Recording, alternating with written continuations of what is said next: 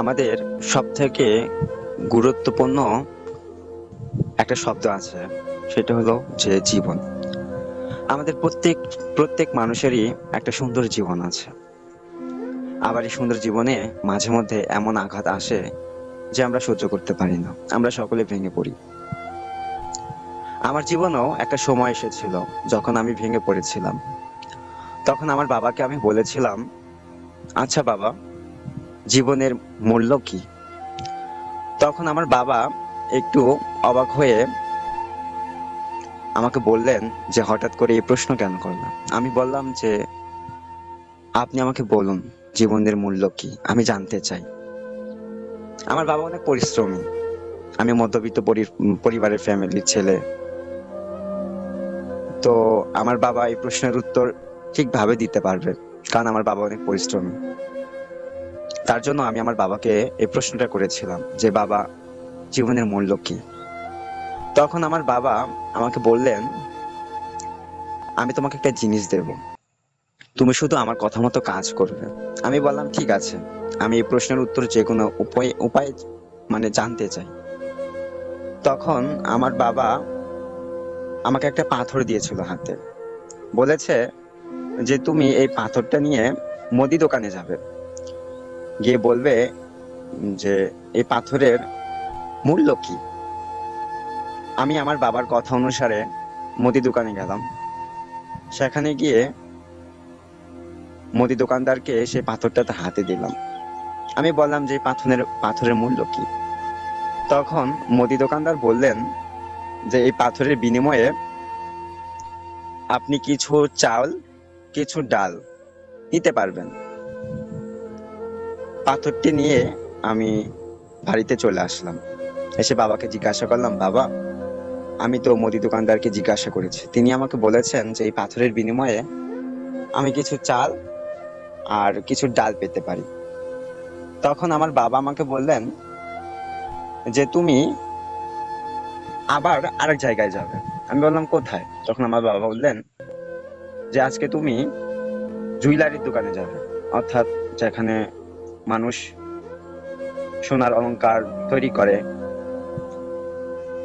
তো আমি সংশয়ে পড়লাম যে আমাকে দিয়ে বাবা কি করাচ্ছে, উনি উনি আমাকে কি বোঝাতে চাচ্ছেন। মনের মধ্যে ভাবনা চলে এসেছে, বাট কোনো প্রশ্নের উত্তর পাচ্ছি না। দেখি আমার বাবা একটা লাল কাপড়ে পাথরটিকে বেঁধে দিয়েছে, আমাকে বলল যে এবার যাও। আমি তার কথা অনুসারে সেখানে গেলাম। স্বর্ণের দোকান স্বর্ণের দোকানদার কাছে গিয়ে বললাম যে, আঙ্কেল, দেখুন তো এটা কি। সে দেখে পাথর। আমি বললাম, যার বিনিময়ে আমি কি পেতে পারি? তখন তিনি ঘষে মেজে বলছে যে এটা সাধারণ পাথর না, এটা একটা বিশেষ পাথর, এর বিনিময়ে আমি তোমাকে কিছু টাকা দিতে পারি।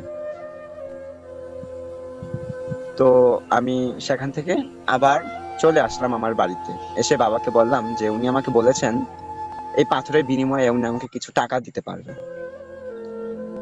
তখন আবার বাবা সেই পাথরটা আমার হাত থেকে নিলেন, নিয়ে একটা বাক্সেতে সেটা রেখে আমাকে বললেন, এই বাক্সটা নিয়ে তুমি শহরে যাবে, যেখানে হীরা কেনা বেচা হয় সেখানে যাবে। তো আমি তার কথা অনুসারে শহরে গেলাম, গিয়ে যেখানে হীরা কেনা বেচা হয় সেখানে গেলাম। সেখানে গিয়ে তাদেরকে এই পাথরটা দিলাম। তারা পাথরটা নিয়ে বললেন যে এই পাথরটা কোনো সাধারণ পাথর না, এটা একটা অমূল্য পাথর। এই পাথরের বিনিময়ে আপনাকে আমরা লাখ থেকে লাখ খানিক টাকা দিতে পারি। তখন আমি আমার বাবার কাছে আবার ফিরে আসলাম, এসে বললাম যে আমি তাদেরকে বলেছি, কিন্তু তারা আমাকে বলেছেন যে এর পাথরের বিনিময়ে তারা আমাকে লাখ খানিক টাকা দিতে পারবে। তখন আমার বাবা আমাকে বললেন, দেখো, আমি তোমাকে প্রথম যখন পাথরটা দিয়েছিলাম তখন মুদি দোকানদার বলেছিলেন যে এই পাথরের বিনিময়ে আপনি কিছু চাল ডাল পেতে পারেন। আবার যখন সোনারের কাছে গিয়েছিলে তখন সোনার বলেছিল যে এই পাথরের বিনিময়ে আপনি কিছু টাকা পেতে পারেন। আবার যখন তুমি ডায়মন্ডের দোকানে গিয়েছিলে তখন তারা বলেছে যে এই পাথরের বিনিময়ে আপনি লাখ টাকা পেতে পারেন। তো এটা হলো জীবনের মূল্য। আমি তখনো ক্লিয়ার হতে পারলাম না, আমার মনের মধ্যে খটকা লেগেই আছে। আমি বাবাকে বললাম, বাবা, আমি তো এখনো জীবনের মূল্য বুঝতে পারলাম না, আপনি আমাকে আবার বুঝিয়ে দিন। তখন আমার বাবা আমাকে বলল, এই জীবনটা এমন এক ব্যক্তিত্ব যা মানুষকে অনেক দূর নিয়ে যেতে পারে। মানুষ যদি কখনো চেষ্টা করে, সে কখনো হারবে না, তার জীবনটা একদম ঘুরে যাবে। তো আমাদের